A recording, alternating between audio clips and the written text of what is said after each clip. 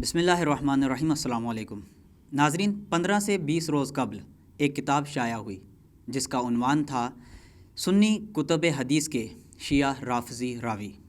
اس کتاب کو لے کر سوشل میڈیا پر مختلف قسم کی بحث جاری ہے۔ کچھ لوگ اس کو پازیٹیو دیکھ رہے ہیں اور کچھ لوگ اس کو نیگیٹو دیکھ رہے ہیں۔ کچھ لوگوں کا ماننا یہ ہے کہ اس کتاب نے فرقہ واریت کو فروغ دیا ہے، جبکہ کچھ لوگ ایسا بھی سوچتے ہیں کہ اس کتاب کی وجہ سے امت میں وحدت قائم ہوگی۔ تو آج ہمارے ساتھ موجود ہیں کتاب کے مصنف جناب علامہ ڈاکٹر صداقت علی فریدی صاحب۔ ہم ان سے جانیں گے کہ ان کا اس کتاب کے بارے میں کیا موقف ہے۔ السلام علیکم۔ جی وعلیکم السلام ورحمۃ اللہ وبرکاتہ۔ ولی بھائی خیریت سے ہیں؟ ماشاءاللہ جی الحمدللہ۔ قبلہ، جیسا آپ نے میرے گفتگو میں سنا کہ میں نے کہا کہ سوشل میڈیا پر 2 قسم کی بحث ہے آپ کی کتاب کو لے کر، تو آپ اپنا نقطہ نظر بتائیں ناظرین کو کہ آپ نے اس کتاب کو کس مقصد کے لیے لکھا۔ بسم اللہ الرحمن الرحیم۔ الحمدللہ، جب سے مجھے اللہ نے شعور دیا ہے میں فرقہ واریت کے خلاف ہوں اور اس کو شرک سے بھی بدتر گناہ سمجھتا ہوں، تو میں جستجو کرتا رہا کہ کیا صورت بن پائے کہ امت ایک ہو جائے۔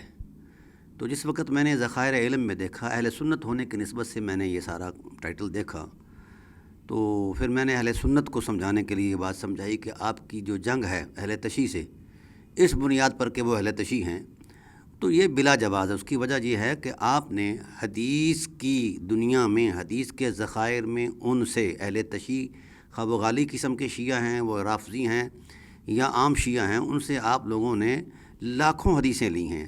صرف 16,000 احادیث کا تذکرہ تو میں نے سیاستہ سے ہی انتخاب کر کے دیا ہے۔ تو جو رویے اس وقت جو مختلف خیال آ رہے ہیں کہ پازیٹیو ہے یا نگیٹیو، یعنی فرقہ واریت کے لیے، اصل میں تکلیف ان لوگوں کو ہے جو دین فروش قسم کے لوگ ہیں اور دین پر مارکیٹنگ کرتے ہیں۔ ہر وہ صاحب شعور جو ہے وہ یہ سمجھ رہا ہے کہ جب علم لینے والے اور دینے والے ایک کتاب میں موجود ہیں، جمع ہیں، تو امت بھی جمع ہو سکتی ہے۔ اور میں نے اسی جذبے سے یہ بات لکھی ہے، اور میری کتاب کی جس شخص نے تصدیق کی ہے وہ برونائی کے ڈاکٹر ہیں۔ انہوں نے کہا کہ فرقہ واریت کے خاتمے کے لیے اللہ تبارک و تعالیٰ کی ذات نے یہ پہلا عنوان عطا فرمایا ہے۔ تو میں یہ سمجھتا ہوں کہ میری چونکہ ابتدا سے ہی اس بات پر میری سرگرمیاں ہیں کہ میں فرقہ واریت کو نہ پسند کرتا ہوں اور نہ اسے پروف کرتا ہوں۔ فرقہ واریت ایک لعنت ہے جس سے امت مسلمہ جو ہے ضائع ہو رہی ہے۔ تو میں نے اس کے خاتمے کے لیے یہ کتاب لکھی اور سمجھایا ہے کہ جن سے علم لیا جاتا ہے ان کو گالیاں نہیں دی جاتی، جن سے دین لیا جاتا ہے ان کی توہین نہیں کی جاتی۔ اگر کسی سے کسی معاملے میں کوئی اختلاف ہے تو اس کا علمی اور دلیل کی بنیاد پر رد ہونا چاہیے۔ یہ تو کوئی ایسی صورت نہیں ہے کہ آپ ایک ٹائٹل پر جو ہے الجھ جائیں۔ اب جب میں نے اپنے محققین علماء سے یہ اخذ کیا کہ انہوں نے جناب والا تشیع کی کیا تعریف کی ہے، ان کو کیسے ڈیفائن کیا ہے، تو سب سے بڑے ہمارے ایک معتبر محقق ہیں، بڑے مانے ہوئے علامہ ذہبی رحمۃ اللہ تعالیٰ علیہ، انہوں نے بڑے کھلے لفظوں میں کہا اما التشیع حب علی و بغض النواسب ویتخذ مولاہ علما و عملا۔ تشیع کیا ہے؟ حضرت علی سے محبت کرنا اور حضرت علی سے بغض کرنے والوں سے نفرت کرنا اور علی کو ہی مولا ماننا۔ تو اس میں کون سی قیامت ہے؟ اس کو تو اہل سنت بھی مانتے ہیں، اس کو اہل سنت مانتے ہیں، اور خاص کر ہمارے علماء نے جو ہے اس پر بڑی ساری کتابیں لکھی ہیں۔ اہل بیت نبوت علیہ السلام کی محبت کے حوالے سے، مودت کے حوالے سے بڑا ذخیرہ ہے، اور قرآن پاک کی نصوص کے اندر ہے۔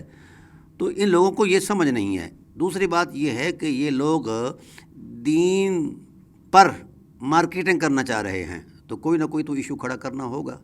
اس لیے میں چاہتا ہوں کہ اہل علم میری کتاب پر غور کریں۔ ان کی مارکیٹنگ بند ہو رہی ہے۔ ہاں، غور کریں کہاں میں نے فرقہ واریت پھیلائی ہے۔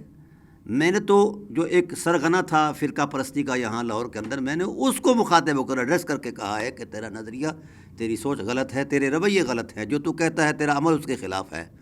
تو ہر وقت روافظ کی جناب والا رٹ لگاتا ہے اور پریشان کرتا رہتا ہے، لوگوں کو تانے دیتا ہے، گالی دیتا ہے رافضی ہونے کی۔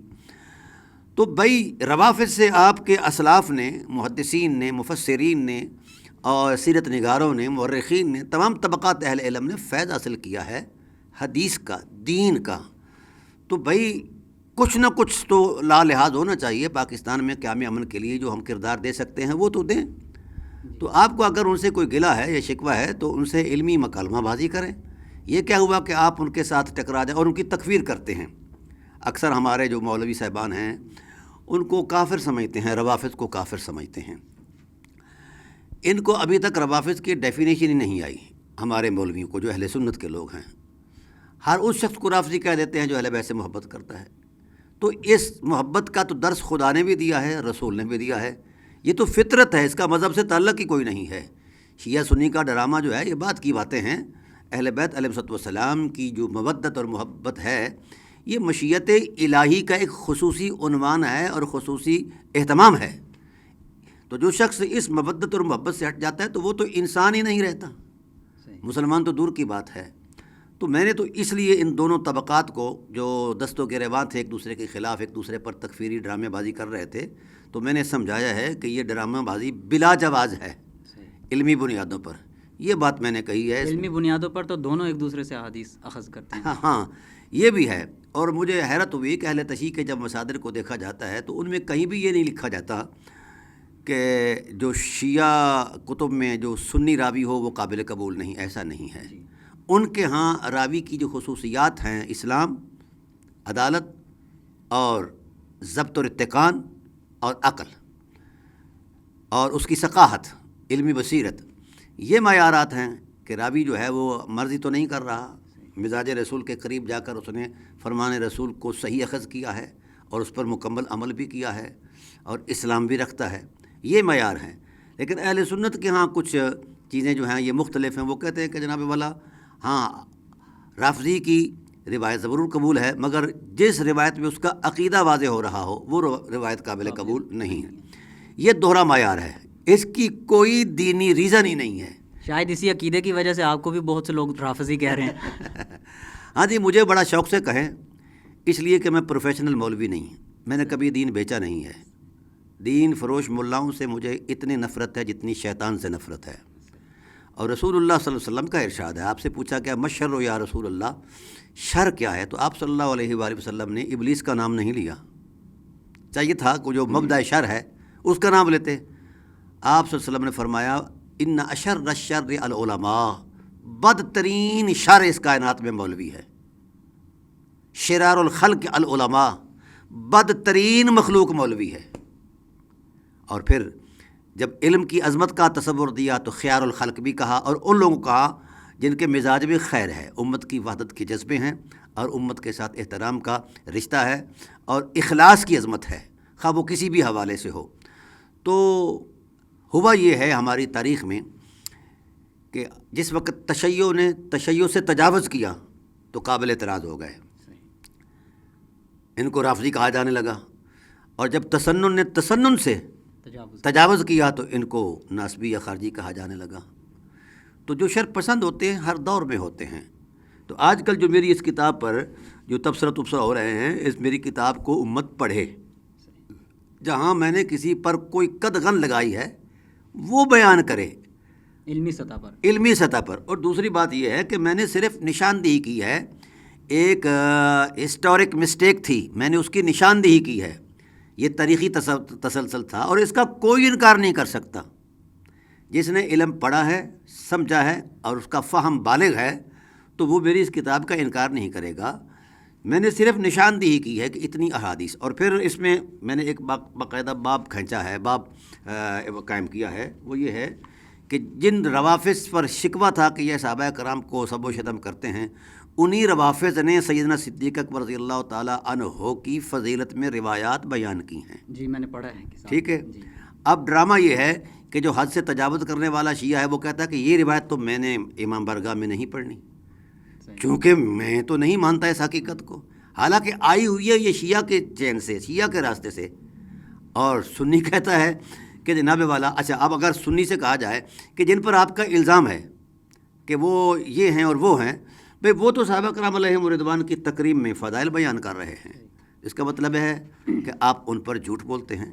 جو شخص بھی رخنہ انداز ہے، کسی بھی مکتبہ فکر میں ہے، وہ شرار الخلق ہے، خواہ وہ امام کعبہ کیوں نہیں ہے.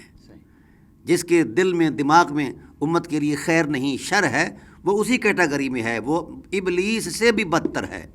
اور پھر جہاں تک اہل بیت کا معاملہ ہے، فطرت کی میں نے بات کی ہے، رسول دو عالم صلی اللہ علیہ وآلہ وسلم نے ارشاد فرمایا کہ میری امت اگر وحدت چاہتی ہے تو اہل بیت کے دروازے پر آ جائے۔ پھر فرمایا اذا اختلفوا قبیلۃ من العرب فصاروا حزب ابلیس، جو شخص اہل بیت سے مختلف ہو جائے گا، الگ ہو جائے گا، نفرت کا اظہار کرے گا، تو وہ مسلمان تو دور کی بات ہے، اسے انسانیت کے دائرے سے ہی رسالت نے نکال دیا ہے، اور فرما دیا ہے یہ حزب ابلیس ہے، یہ ابلیس کا ساتھی ہے۔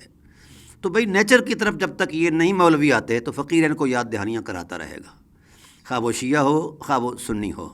ہم تحقیق کے لوگ ہیں، نہ ہمارا پیشہ ہے مولویت، اس وقت بھی میں الحمدللہ کاشتکار ہوں، سمجھا گی، میرا باپ بھی کاشتکار تھا، دادا بھی کاشتکار تھا، ہم تو نسل در نسل کاشتکار ہیں۔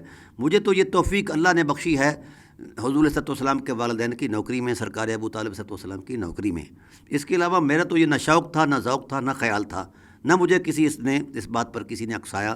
ہاں ایک بات ضرور ذہن میں آئی کہ چند دن پہلے ہمارے اہل سنت کے کچھ مشائخ ہیں، بزرگ ہیں اور علماء ہیں، بڑے متبحر علماء اور پھر سادات ہیں، مثلا سید ریاض حسین شاہ صاحب پنڈی والے، شیخ الاسلام سید انور شاہ صاحب، شیخ الاسلام حجت الاسلام جناب سید عرفان شاہ صاحب، اور سید منور شاہ صاحب، سید عبدالقادر شاہ صاحب، ان لوگوں پر کچھ شر پسند عناصر نے ہرزہ سرائی کی کہ یہ جناب رافضی ہو گئے ہیں، رافضی ہو گئے ہیں۔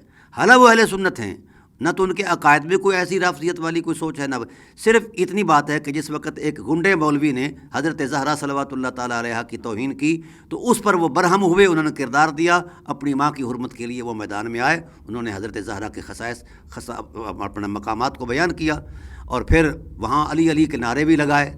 تو ان کو تکلیف اس سے ہے، جس طرح یہودیوں کو تکلیف تھی نا اہل بیت سے، ان غنڈہ قسم کے مولویوں کو بھی تکلیف اہل بیت سے ہے۔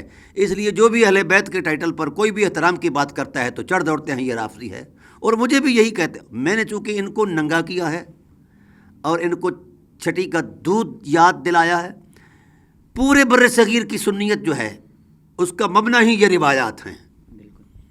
شیعہ کی روایات نکال دی جائیں تو سنیوں کی شریعت ہی اونھے منہ گر جائے، اس کا ٹائٹل ہی ختم ہو جائے، اس کی کوئی حقیقت نہیں ہے۔ تو میں چاہوں گا شیعہ سنی باہمی احترام کے رشتے میں آئیں، اختلافات کو دلائل اور تدبر کے ساتھ اور احترام کے ساتھ حل کریں تو ٹھیک ہے، ورنہ فقیر شیعوں کو بھی یاد دہانی کراتا رہے گا اور سنیوں کو بھی۔ معافی کسی کے لیے نہیں ہے۔ جب تک امت کو یہ تقسیم کرنے سے باز نہیں آئیں گے، الحمدللہ فقیر ان کی کھال ادھیڑتا رہے گا۔ بہت شکریہ قبلہ۔ ناظرین، کسی بھی کتاب پر یا کسی بھی شخص پر تبصرہ کرنے سے پہلے اس کے جو بیان ہے، ان کا جو مقصد ہے اس کو سمجھنا چاہیے، اور کتاب پر تبصرہ کرنے سے پہلے آپ کتاب کو ضرور پڑھیں، پھر آپ اپنا علمی سطح پر آ کر دلائل سے رد کریں۔ امید ہے انشاءاللہ آپ اس ویڈیو سے مستفید ہوئے ہوں گے۔ مجھے اجازت دیجیے، اللہ حافظ۔